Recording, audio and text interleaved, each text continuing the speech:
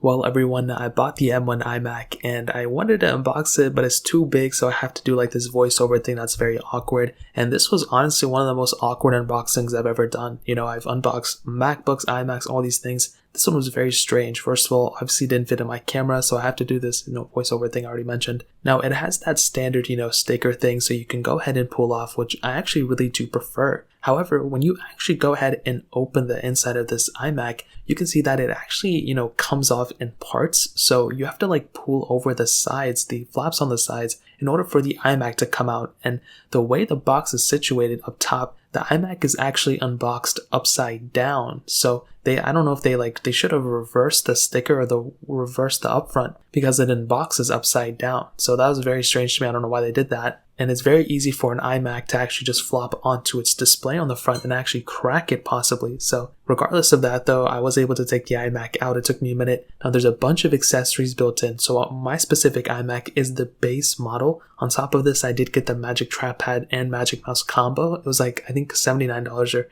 $100 extra, but it's worthwhile because I love these Magic Trackpads. And this specific iMac actually doesn't have that Ethernet port on the power cable as well, so keep that in mind. And on top of that, you get obviously the stickers inside, a Lightning to USB-C, which is really, really awesome. And that's essentially, the Magic Mouse and all that stuff too, and that's essentially it. And then at that point, all I had to do was just go ahead and take the stickers off the actual iMac, which was a pretty, easy process too. There wasn't really much to it there, and it was, that's what it was. Now the iMac itself actually does have, a pretty nice screen. This is a much better than I thought it was going to be. This is a 4.5K display. You do have two USB-C ports on the back, Thunderbolt ports, and it's similar to a MacBook, so I don't think it's like the best thing. I don't think it's the worst thing. I think it's very, very average. I'm hoping the next couple models can have way more USB-C ports. That's really the main thing they can improve on here. I'm not a fan of that chin. I still think it looks very, very bad. I don't mind the display, the white bezel, but I do mind the chin still, after I unboxed it. But I think other than that, I'm obviously going to have a bunch of reviews and